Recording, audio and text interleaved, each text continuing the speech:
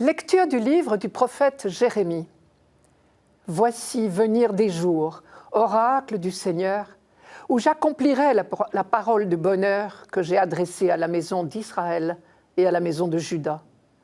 En ces jours-là, en ce temps-là, je ferai germer pour David un germe de justice, et il exercera dans le pays le droit et la justice.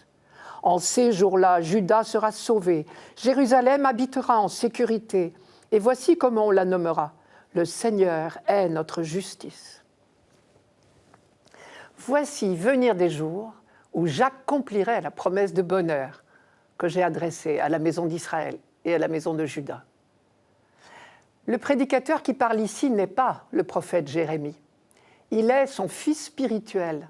Et parce qu'il est son fils spirituel, ses prédications ont été conservées dans le livre de Jérémie lui-même.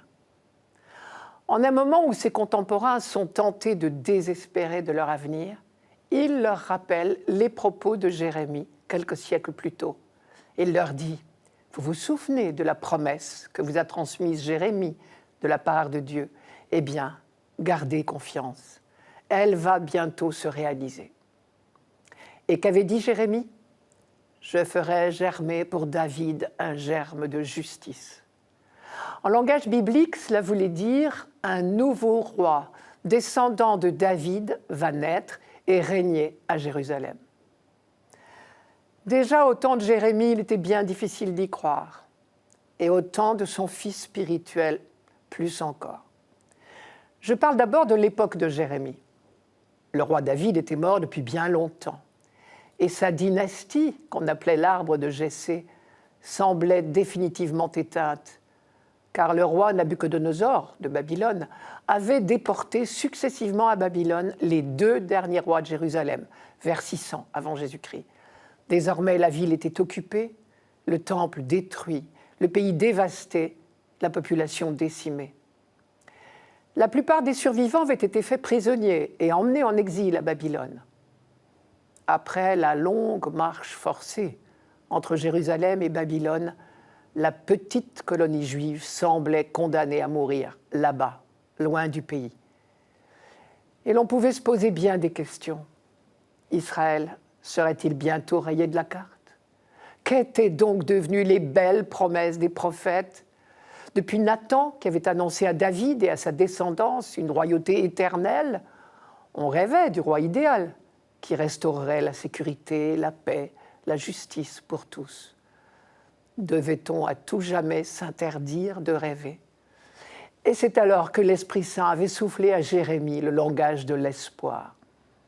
Et c'est donc justement à ce moment précis, où le peuple juif était privé de roi, et où la royauté et la promesse qui s'y attachent depuis David semblaient définitivement éteintes, que le prophète osait proclamer contre toute apparence, la promesse faite par Dieu à David se réalisera. Un nouveau roi viendra qui fera régner la justice. Et alors, Jérusalem, dont le nom signifie « ville de la paix », remplira sa vocation. Notre prophète allait même encore plus loin, puisqu'il disait « La promesse de bonheur que j'ai adressée à la maison d'Israël et à la maison de Juda », comme si ces 2 royaumes n'en faisaient qu'un. Or, à l'époque de Jérémie, il y avait bien longtemps que le royaume de Salomon avait été divisé en 2 royaumes distincts, plus souvent ennemis que frères, Israël et Juda. Et depuis les conquêtes assyriennes, le royaume d'Israël, dont la capitale était Samarie, a été rayé de la carte. Et notre prophète osait parler de réunification. C'est un pur défi au bon sens. Mais c'est ça la foi. Belle leçon d'espérance et bel exemple de ce qu'est une parole prophétique, celle qui, dans les jours sombres, annonce la lumière. Le fils spirituel de Jérémie, celui que nous lisons aujourd'hui, prêche en un temps tout aussi troublé. Les siècles ont passé, mais le Messie n'a toujours pas vu le jour. À vrai dire, on ne sait pas très bien quand ces lignes ont été écrites, mais on pense qu'il s'agit de la prédication d'un auteur très tardif de l'Ancien Testament, probablement au IIe siècle avant Jésus-Christ. Et plus tard, son discours a été inséré dans le livre du prophète Jérémie, au chapitre 33. Et il commence par la formule « oracle du Seigneur, pour bien préciser qu'il est en mission. Et il dit, voici venir des jours où j'accomplirai la promesse de bonheur que j'ai adressée à la maison d'Israël et à la maison de Juda. Cette promesse de bonheur, c'est celle que son illustre prédécesseur, le prophète Jérémie, a prononcée à Jérusalem quelques siècles auparavant, dans un autre moment de découragement. Nous ne connaissons donc pas le nom de ce prédicateur qui reprend les propos de Jérémie plusieurs siècles après lui. Ce qui est admirable, c'est que dans une nouvelle période morose, ce prophète anonyme rappelle à ses contemporains les promesses de Dieu annoncées quelques siècles plus tôt par Jérémie. Voici venir des jours où j'accomplirai la promesse de bonheur que j'ai adressée à la maison d'Israël. Le secret de l'espérance invincible des croyants tient en ces quelques mots. Notre attente n'est pas du domaine du rêve, mais de la promesse de Dieu. Lui, le fidèle, saura faire naître un nouveau germe sur l'arbre de Jessé. Rassurons-nous, notre foi s'appuie sur deux raisons absolument invincibles. La première, c'est que Dieu ne peut pas manquer à une promesse. Mais surtout, et c'est le dernier mot de ce texte, le Seigneur est notre justice. Cela, c'est la meilleure raison de ne jamais perdre espoir. Si nous comptions sur nos propres forces pour transformer le monde, l'entreprise semble bien perdue d'avance. Mais justement, la merveilleuse nouvelle de ce texte, c'est que la justice qui régnera à Jérusalem et sur toute la terre ne sera pas au bout de nos efforts. Elle viendra de Dieu lui-même.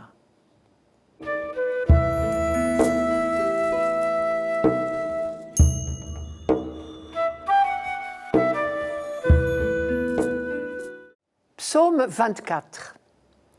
Seigneur, enseigne-moi tes voies, fais-moi connaître ta route. Dirige-moi par ta vérité, enseigne-moi, car tu es le Dieu qui me sauve. Il est droit, il est bon le Seigneur, lui qui montre aux pécheurs le chemin. Sa justice dirige les humbles, il enseigne aux humbles son chemin. Les voies du Seigneur sont amour et vérité pour qui veille à son alliance et à ses lois. Le secret du Seigneur est pour ceux qui le craignent. À ceux-là, il fait connaître son alliance. Le Seigneur montre aux pécheurs le chemin. Ce simple verset nous met dans l'ambiance. Nous sommes dans une célébration pénitentielle au Temple de Jérusalem. Le vocabulaire du chemin est typique des psaumes pénitentiels. Parce que le péché, au fond, c'est une fausse route. Et on sait que le mot conversion en hébreu signifie demi-tour. Dans la Bible, le pécheur qui se convertit fait un véritable demi-tour. On dit qu'il revient de son mauvais chemin. Moïse déjà utilisait la même image. Il disait au peuple, « Vous veillerez à agir comme vous l'a ordonné le Seigneur notre Dieu, sans vous écarter ni à droite ni à gauche. Vous marcherez toujours sur le chemin que le Seigneur votre Dieu vous a prescrit. » Au livre du Deutéronome. Les pénitents reconnaissent avoir fait fausse route parfois et supplient Dieu de les remettre sur le droit chemin. Qu'est-ce que le droit chemin ? C'est l'observance de la loi de Dieu, tout simplement. C'est pour affirmer cela très fortement que ce psaume est composé d'une manière toute spéciale. Si vous vous reportiez à votre Bible, vous verriez qu'en face de chaque début de verset figure une lettre de l'alphabet hébreu. Et le verset correspondant commence effectivement par cette lettre. C'est ce que l'on appelle un psaume alphabétique. L'auteur l'a composé volontairement comme un acrostiche. Et si vous regardez seulement la marge, elle indique de haut en bas l'alphabet hébreu en entier. À lui seul, ce procédé de composition est une véritable profession de foi. Les psaumes alphabétiques, car celui-ci n'est pas le seul, ont toujours le même sujet. L'amour du peuple d'Israël pour la loi de Dieu, la reconnaissance qu'elle est le seul chemin de bonheur pour l'homme. En français, on dirait « c'est le b.a.-ba du bonheur ». En hébreu, on dit en quelque sorte « c'est l'alphabet du bonheur ». C'est toujours un peu surprenant pour nous, qui sommes tentés de considérer les lois comme des contraintes et des atteintes à notre liberté. Mais n'oublions pas que pour un juif croyant, La loi est un cadeau de Dieu, une très grande preuve de sa tendresse pour l'homme. Le mot même loi, Torah en hébreu, ne vient pas d'une racine qui signifierait prescrire, mais du verbe enseigner. Elle enseigne la voie pour instaurer la vie paisible et fraternelle dont tout le monde rêve. Le thème « Enseigne-moi tes voies » est d'ailleurs très présent dans ce psaume. Car on sait bien que si Dieu a donné la loi à l'homme, c'est pour son bonheur. La loi est le mode d'emploi de notre liberté, finalement, pour que nous soyons heureux, puisque Dieu n'a pas d'autre but. On pourrait dire qu'elle est le code de la route du bonheur. Et c'est exactement le sens du verset « Les voies du Seigneur sont amour et vérité pour qui veille à son alliance et à ses lois. » On comprend bien alors le but du procédé alphabétique dont je parlais il y a un instant. Il s'agit d'affirmer haut et fort notre attachement à la loi et notre désir sincère de nous y conformer. C'est donc non seulement une profession de foi, mais tout autant une résolution. Au cours de cette célébration pénitentielle, le peuple d'Israël reconnaît qu'il a été infidèle à l'Alliance et que beaucoup de ses malheurs viennent de là. En particulier, après le retour de l'exil à Babylone, on a beaucoup réfléchi sur ce grand malheur et on a considéré l'exil comme une conséquence des infidélités répétées du peuple.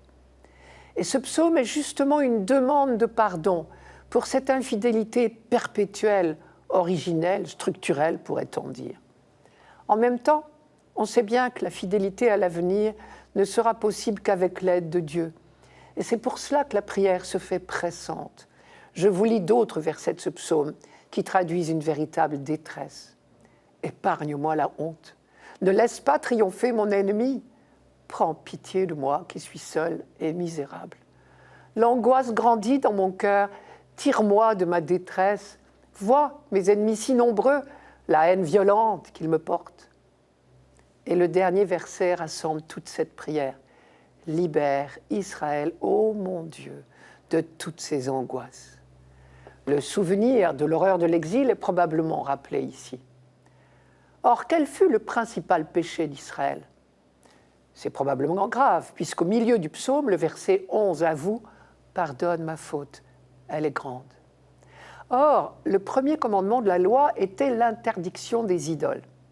Par idole, on peut entendre des faux dieux que l'on se fabrique et à qui l'on adresse des prières. Cela ne manquait pas au temps de l'exil à Babylone.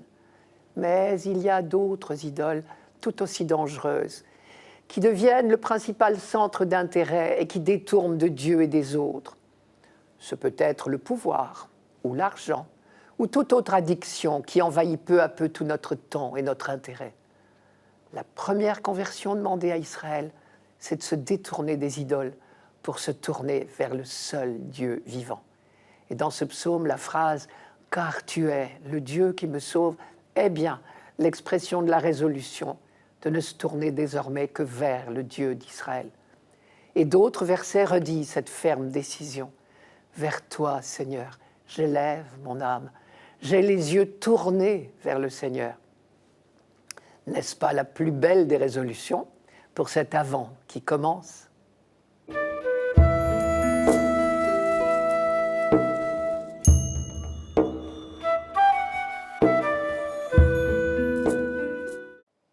Lecture de la première lettre de saint Paul apôtre aux Thessaloniciens.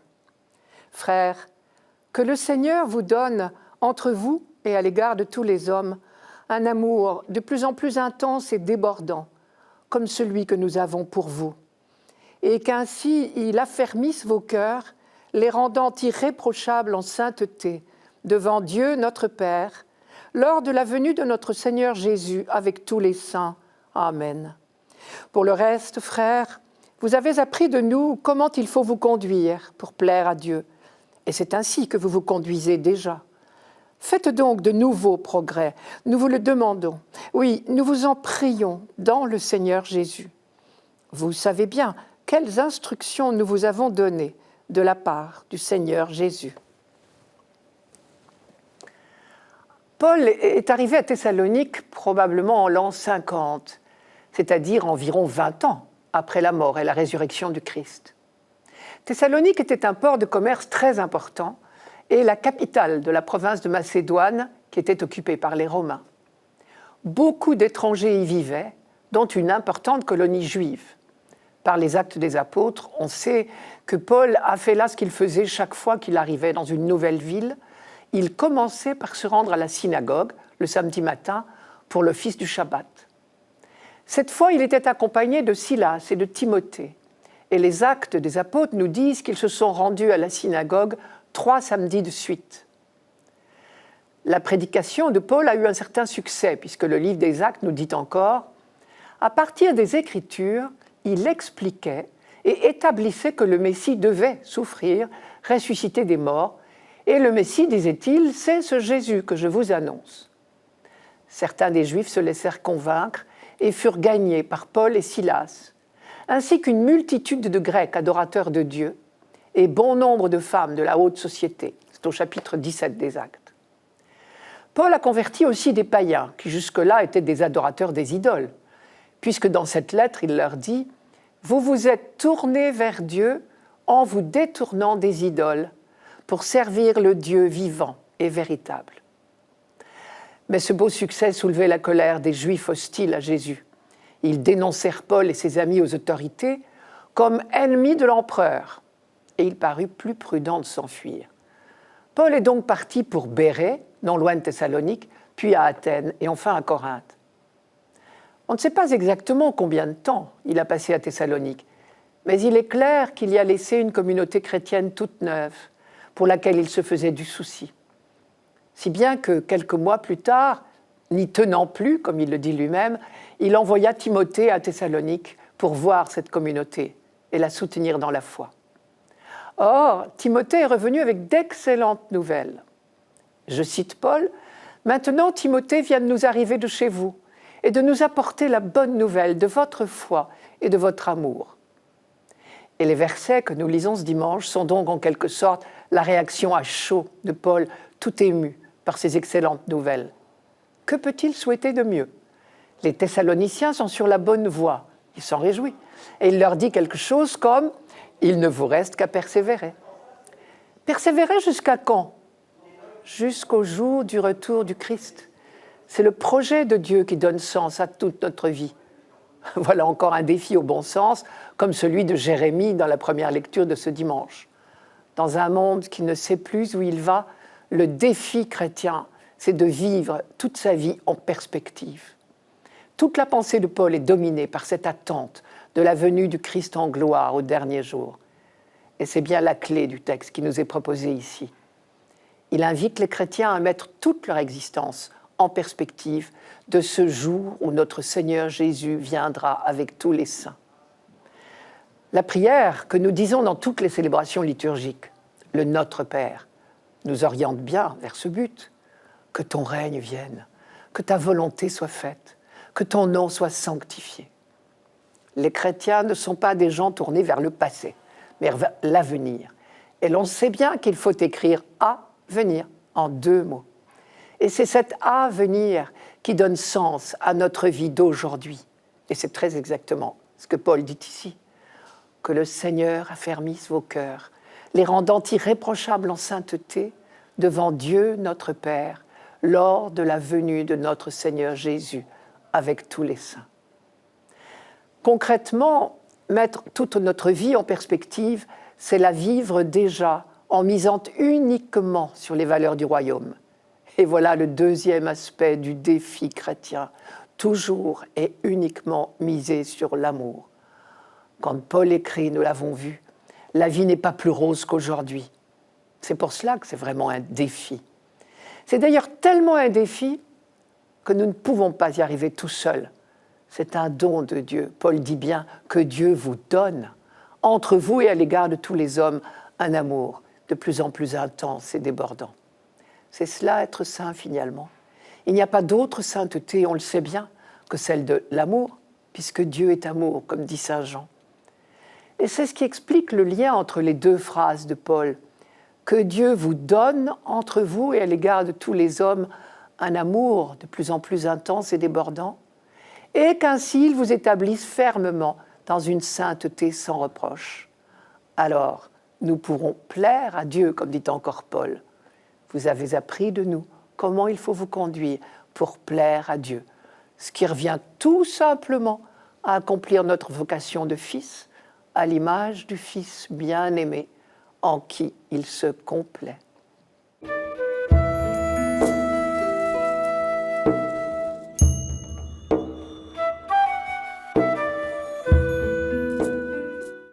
Évangile de Jésus-Christ selon saint Luc. En ce temps-là, Jésus parlait à ses disciples de sa venue. Il y aura des signes dans le soleil, la lune et les étoiles. Sur terre, les nations seront affolées et désemparées par le fracas de la mer et des flots. Les hommes mourront de peur dans l'attente de ce qui doit arriver au monde, car les puissances des cieux seront ébranlées.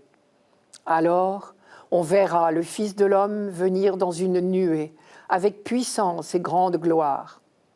Quand ces événements commenceront, redressez-vous et relevez la tête, car votre rédemption approche. Tenez-vous sur vos gardes, de crainte que votre cœur ne s'alourdisse dans les beuveries, l'ivresse et les soucis de la vie, et que ce jour-là ne tombe sur vous à l'improviste comme un filet. Il s'abattra en effet sur tous les habitants de la terre entière. Restez éveillés et priez en tout temps.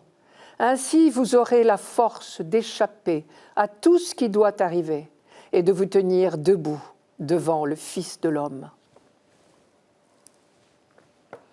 Si on prend ces lignes au pied de la lettre, il y a de quoi frémir. Mais nous avons déjà rencontré des textes de ce genre. On dit qu'ils sont de style apocalyptique, et nous savons bien qu'il ne faut pas les prendre au premier degré. Le malheur, c'est qu'aujourd'hui, le mot apocalypse a très mauvaise presse. Pour nous, il est synonyme d'horreur, ou pour beaucoup d'entre nous, alors que c'est tout le contraire. Commençons donc par redonner au mot apocalyptique son vrai sens. On se rappelle que apocalypto en grec signifie lever le voile. C'est le même mot que révélare en latin, révéler en français. Il faut traduire texte apocalyptique tout simplement par texte de révélation. Il révèle la face cachée des choses. Le genre apocalyptique a au moins 4 caractéristiques tout à fait particulières. Premièrement, ce sont des livres pourtant de détresse, généralement de guerre et d'occupation étrangère, doublés de persécutions. C'est particulièrement vrai pour le livre de Daniel au IIe siècle avant notre ère. Dans ce cas-là, ils évoquent les persécuteurs sous les traits de monstres affreux. Et c'est pour cela que le mot apocalypse a pu devenir synonyme de personnages et d'événements terrifiants. Deuxièmement, parce qu'ils sont écrits en temps de détresse, ce sont des livres de consolation, pour conforter les croyants dans leur fidélité et leur donner, face aux martyrs, des motifs de courage et d'espérance. Et ils invitent les croyants justement à tenir bon. Troisièmement, ils dévoilent, je disais tout à l'heure, c'est-à-dire qu'ils lèvent le voile, ils révèlent la face cachée de l'histoire. Ils annoncent la victoire finale de Dieu. De ce fait, ils sont toujours tournés vers l'avenir. Malgré les apparences, ils ne parlent pas d'une fin du monde, mais de la transformation du monde, de l'installation d'un monde nouveau, du renouvellement du monde, si vous préférez. Quand ils décrivent un chamboulement cosmique, ce n'est qu'une image symbolique du renversement complet de la situation. En résumé, leur message, c'est « Dieu aura le dernier mot ». Ce message de victoire, nous l'avons entendu dimanche dernier dans le livre de Daniel. Il annonçait que le Fils de l'homme, qui n'est autre que le peuple des saints du Très-Haut, verrait un jour ses ennemis vaincus et recevrait la royauté universelle. Quatrièmement, dans l'attente de ce renouvellement promis par Dieu, ces textes invitent les croyants à adopter une attitude non pas d'attente passive, mais de vigilance active. Le quotidien doit être vécu à la lumière de cette espérance. Eh bien, ces 4 caractéristiques habituelles des livres apocalyptiques se retrouvent dans notre évangile d'aujourd'hui. C'est bien une parole de consolation pour tant de détresse, une parole qui invite à relever le défi des croyants. Je cite, « Quand ces événements commenceront, réjouissez-vous et relevez la tête. » Relever la tête, c'est bien un geste de défi, comme Jérémie nous y invitait dans la première lecture. Le mot croyant n'est pas employé une seule fois ici, mais pourtant il est clair que Jésus oppose d'un bout à l'autre deux attitudes, celle des croyants et celle des non-croyants, qu'il appelle les nations ou les autres hommes. Je cite encore, « Sur terre, les nations seront affolées, les hommes mourront de peur, mais vous, redressez-vous et relevez la tête. » Sous-entendu, car vous êtes prévenus, vous savez le sens dernier de l'histoire humaine. L'heure de votre libération a sonné, le mal va être définitivement vaincu. Il reste une chose paradoxale dans ces lignes. Le jour de Dieu semble tomber à l'improviste sur le monde, et pourtant, les croyants sont invités à reconnaître le commencement des événements. En fait, et cela aussi fait partie du langage codé des Apocalypses, ce jour ne semble venir soudainement que pour ceux qui ne se tiennent pas prêts. Comme dans toutes les autres lectures de ce dimanche, les chrétiens sont invités ici à une attitude de témoignage. Le témoignage de la foi auquel nous invitait le prophète de la première lecture, dans une situation apparemment sans issue à vue humaine. Le témoignage de l'amour, dans la lettre aux Thessaloniciens, que le Seigneur vous donne à l'égard de tous les hommes, un amour de plus en plus intense et débordant. Le témoignage de l'espérance, alors que tout semble s'écrouler dans cet évangile. Redressez-vous et relevez la tête. Vous aurez la force de vous tenir debout devant le Fils de l'homme. Les hommes mourront de peur, mais vous serez debout, parce que vous savez que rien, ni la vie, ni la mort, ne peut nous séparer de l'amour de Dieu révélé dans le Christ. Vous reconnaissez la lettre de Paul aux Romains. Ce triple témoignage, voilà bien le défi chrétien. Beau programme pour cet Avent qui commence.